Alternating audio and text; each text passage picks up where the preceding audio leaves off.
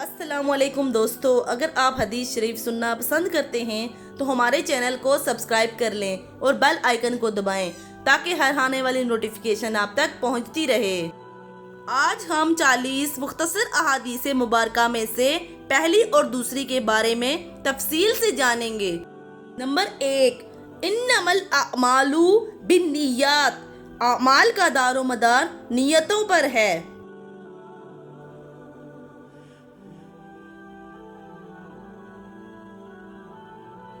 تفصیل، یہ حدیث نبی اکرم صلی اللہ علیہ وسلم کی بہت مشہور اور بنیادی احادیث میں سے ایک ہے اور اسلامی تعلیمات کی بنیاد سمجھا جاتا ہے۔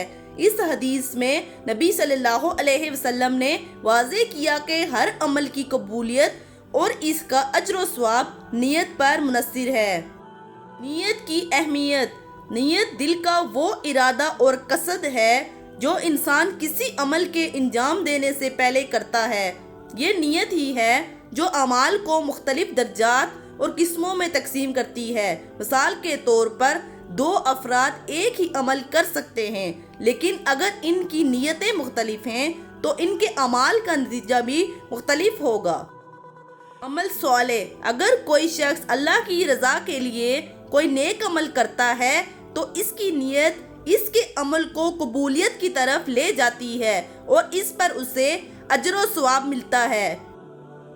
عمل غیر صالح، اگر کوئی شخص دنیاوی فائدے یا دکھاوے کے لیے عمل کرتا ہے تو اس کی نیت اس کے عمل کو بے وقت کر دیتی ہے اور اس پر اسے آخرت میں کوئی اجر نہیں ملے گا۔ نیت کے بغیر عمل، یہ بھی سمجھنا ضروری ہے کہ اگر کوئی شخص بغیر کسی نیت کے کوئی عمل انجام دے تو عمل بے فائدہ ہوگا۔ نیت کا ہونا ضروری ہے تاکہ عمل کے مقصد اور انجام کا پتہ چلے۔ عمل کا اثر، یہ حدیث ہمیں اس بات کی طرف بھی اشارہ کرتی ہے کہ ہمیں اپنے ہر عمل سے پہلے اپنی نیت کو درست اور خالص رکھنا چاہیے۔ یہ حدیث نہ صرف عبادات کے حوالے سے ہے بلکہ دنیاوی معاملات میں بھی نیت کی اہمیت پر زور دیتی ہے۔ مثال، اگر ایک شخص صدقہ دیتا ہے اور اس کی نیت اللہ کی رضا ہے تو وہ عمل صدقہ شمار ہوگا اور اس کا ثواب بھی ملے گا، لیکن اگر وہی صدقہ دکھاوے کے لیے دیا جائے تو وہ نیکی کی بجائے ریاکاری بن جاتا ہے اور آخرت میں اس کا کوئی فائدہ نہیں ہوگا۔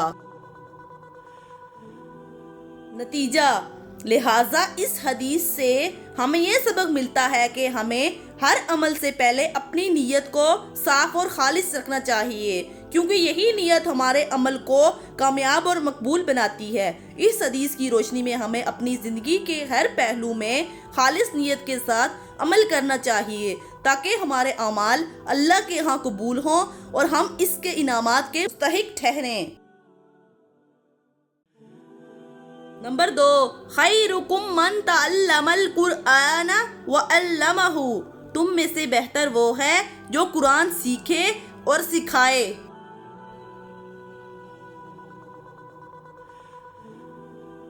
تفصیل، یہ حدیث مبارکہ قرآن کی تعلیم کی اہمیت اور فضیلت کو بیان کرتی ہے۔ اس حدیث میں نبی اکرم صلی اللہ علیہ وآلہ وسلم نے اس بات کی وضاحت کی ہے کہ وہ مسلمان سب سے بہتر ہیں جو خود کو قرآن سیکھتے ہیں اور پھر دوسروں کو بھی اس کی تعلیم دیتے ہیں۔ قرآن سیکھنے کی فضیلت، قرآن مجید اللہ کا کلام ہے جو انسانیت کی رہنمائی کے لیے نازل کیا گیا ہے۔ قرآن کا سیکھنا صرف اس کے الفاظ کی تلاوت تک محدود نہیں ہے بلکہ اس کا مفہوم سمجھنا، اس کے احکامات پر عمل کرنا اور اس کی تعلیمات کو اپنی زندگی کا حصہ بنانا بھی شامل ہے۔ قرآن کی تعلیمات انسان کی دنیاوی اور اخروی کامیابی کے لیے رہنمائی فراہم کرتی ہیں۔ قرآن کو سیکھنے والا شخص اللہ کے کلام کو سمجھنے کی کوشش کرتا ہے اور اس پر عمل پیرا ہوتا ہے۔ قرآن سکھانے کی فضیلت، قرآن سیکھنے کے بعد اس کی تعلیم دوسروں تک پہنچانا ایک عظیم کام ہے۔ قرآن کی تعلیمات کو دوسروں تک پہنچانا ایک صدقہ جاریہ ہے، کیونکہ یہ انسان کے مرنے کے بعد بھی جاری رہتا ہے اور لوگوں کے لیے ہدایت کا رستہ بنتا ہے۔ جو شخص قرآن کی تعلیمات کو دوسروں تک پہنچاتا ہے وہ ایک طرح سے دین کی خدمت کر رہا ہوتا ہے۔ بہترین انسان کی تعریف۔ محمد صلی اللہ علیہ وآلہ وسلم نے اس حدیث میں بتایا ہے کہ بہترین انسان وہ ہے جو قرآن سیکھے اور سکھانے کا عمل انجام دیتا ہے۔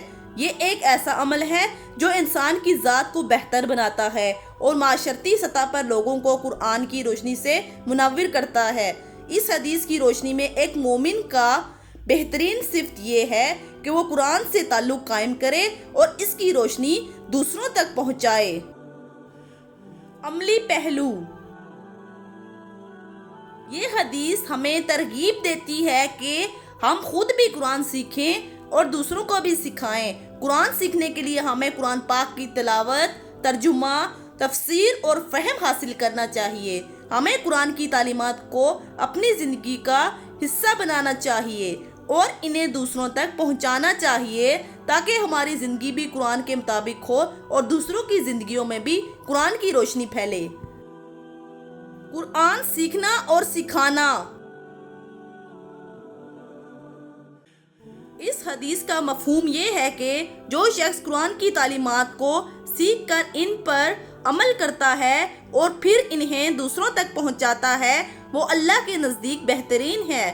قرآن کو سیکھنا اور سکھانا ایک ایسی نیکی ہے جو صرف دنیا میں بلکہ آخرت میں بھی فائدہ مند ہے۔ نتیجہ۔